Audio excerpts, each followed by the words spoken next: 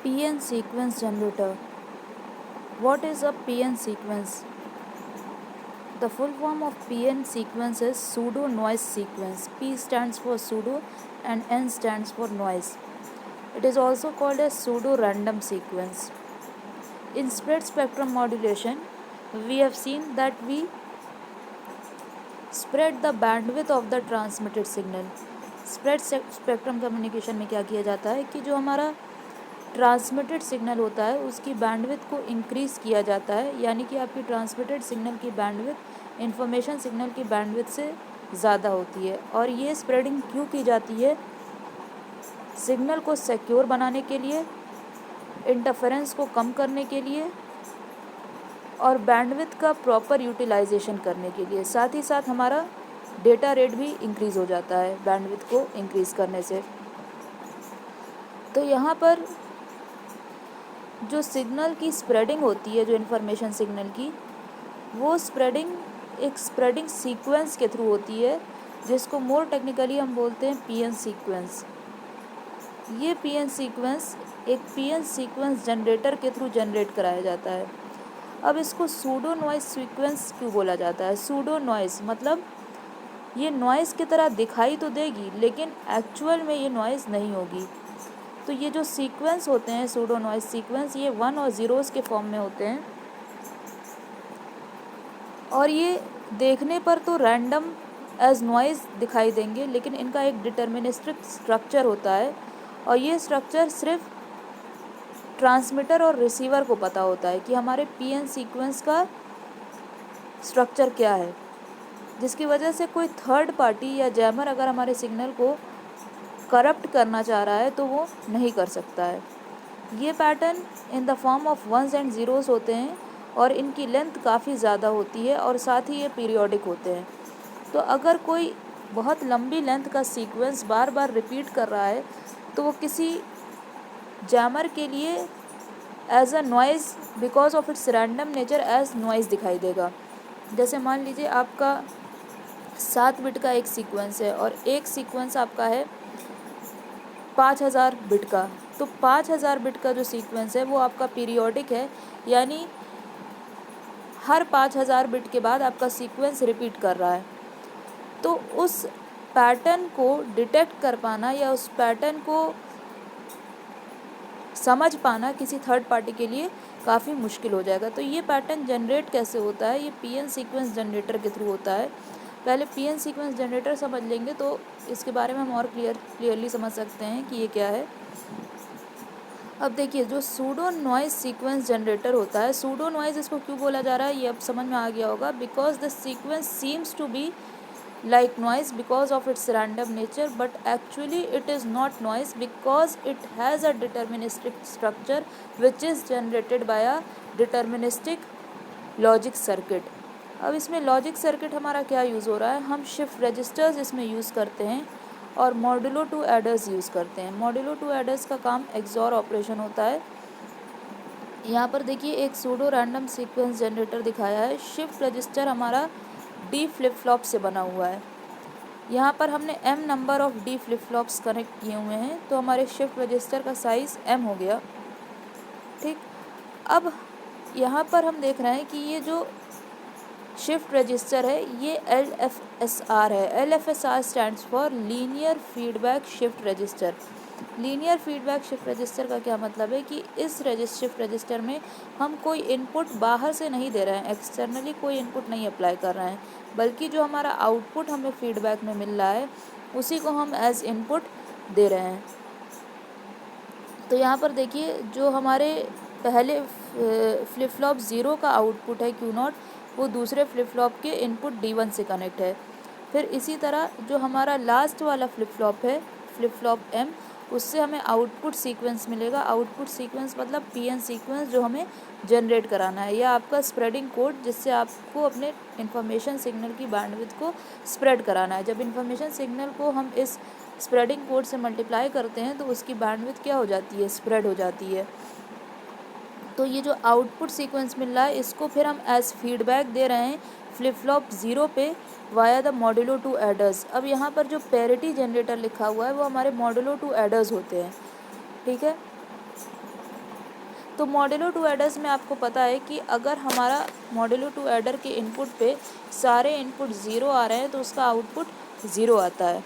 ठीक, अगर odd number of once आ रहे हैं तो आउटपुट 1 आता है और इवन नंबर ऑफ वंस आ रहे हैं तो आउटपुट 0 आता है। तो ये कॉम्बिनेशन हमें एक्सॉर गेट के लिए पता है। अब अगर इस शिफ्ट रजिस्टर की साइज़ m है तो टोटल कितना कॉम्बिनेशंस हमको मिल सकता है? Total possible combinations 2 to the power m, यानी कि अगर सपोज़ कीजिए यहाँ पर हमने 3 फ्लिप फ्लॉप लगाया होता तो टोटल पॉसिबल कॉम्बिनेशंस या जो टोटल स्टेट्स होती हैं शिफ्ट रजिस्टर की, टोटल स्टेट्स की अगर हम बात करें तो 2 टू द पावर 3 8 स्टेट होती।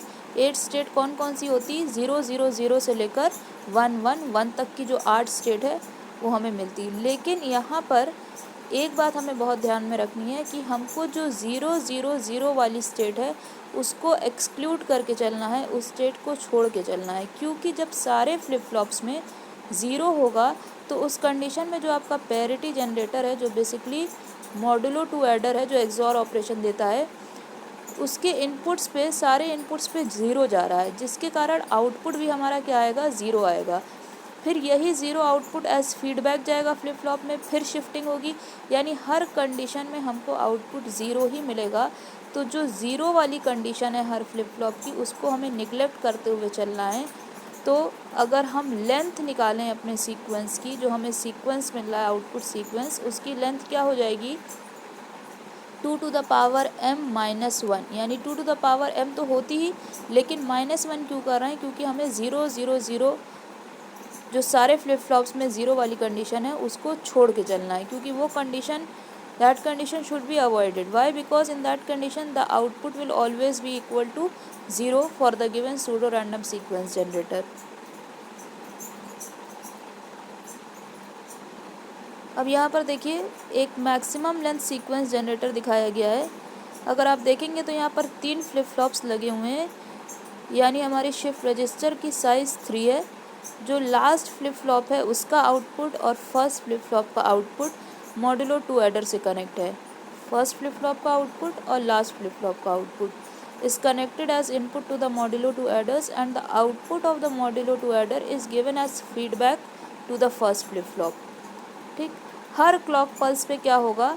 हमारा जो डेटा फ्लिप फ्लॉप में है वो एक फ्लिप फ्लॉप से दूसरे फ्लिप फ्लॉप में शिफ्ट होगा, और जो फाइनल फ्लिप फ्लॉप लगा है फ्लिप फ्लॉप 3, उससे हमको अपना आउटपुट सीक्वेंस मिलेगा, जिसको हम मैक्सिमम लेंथ सीक्वेंस कहते हैं। तो मैक्सिमम लेंथ सीक्वेंस n की वैल्यू हमें पता है क्या होती है? 2 to the power m minus 1, जहाँ पर m हमारी लेंथ है शिफ्ट रजिस्टर की, यह size of the shift register है, या सिंपली स्पीकिंग हमने कितने नंबर ऑफ फ्लिप फ्लॉप्स अपने शिफ्ट रजिस्टर में यूज़ किए हुए हैं उसकी वैल्यू है m। तो ये एक बेसिक स्ट्रक्चर दिखाया हुआ है मैक्सिमम लेंथ सीक्वेंस जनरेटर का, जिसमें हमने 3 फ्लिप फ्लॉप्स यूज़ किए हुए हैं। अब हम जैसे जैसे नंबर ऑफ़ फ्लिप फ्लॉप्स बढ़ाते जाएंगे, जो हमें सीक्वेंस मिल रहा है उसकी लेंथ बढ़ती जाएगी। जैसे मानिए ये टेबल दिया हुआ है, इस टेबल में दिया है length of register, that means m की वैल्यू अगर 7 है, यानी कि हमने 7 फ्लिप फ्लॉप्स एक साथ कनेक्ट कर रखे हैं, तो in that case pn sequence length हमारी क्या हो जाएगी?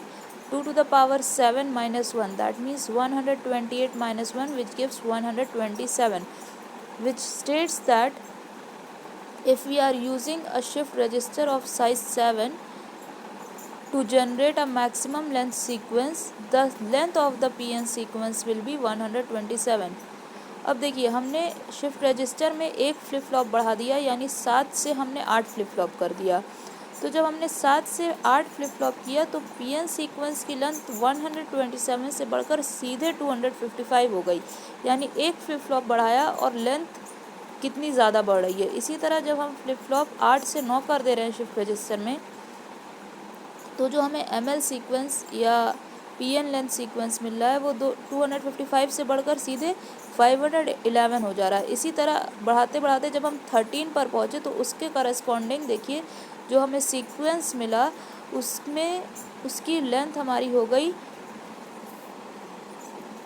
8191, यानी अब हमारा जो सीक्वेंस बनेगा उसकी लेंथ 8191 होगी।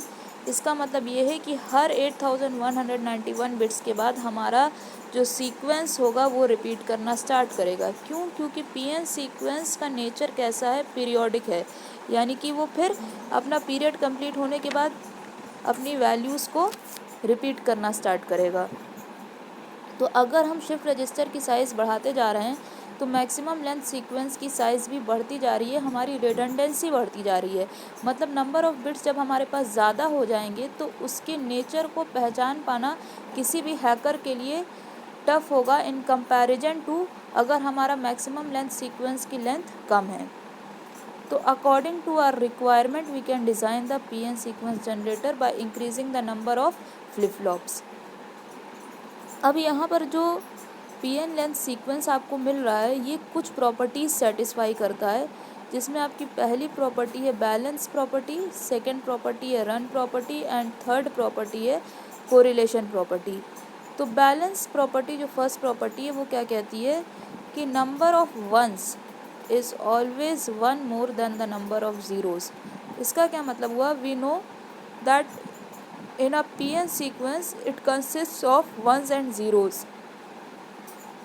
तो always the number of ones will be one greater than the number of zeros to fulfill the balance property। जैसे अगर आपके पास मान लीजिए 7 बिट का कोई ML सीक्वेंस है तो 7 बिट का जो ML सीक्वेंस होगा वो वंस और ज़ीरोस से मिलकर बना होगा।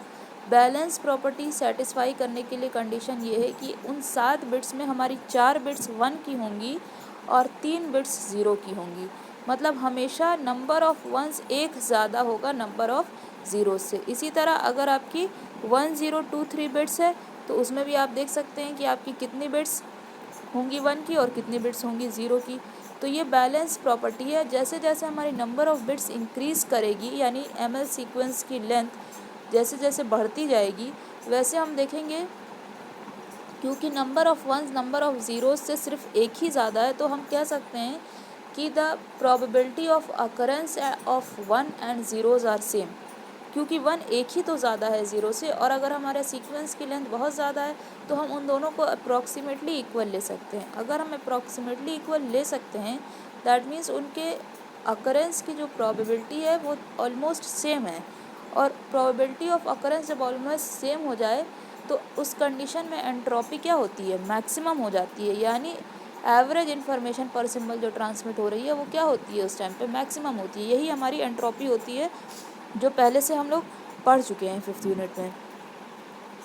नेक्स्ट प्रॉपर्टी हमारी है रन प्रॉपर्टी।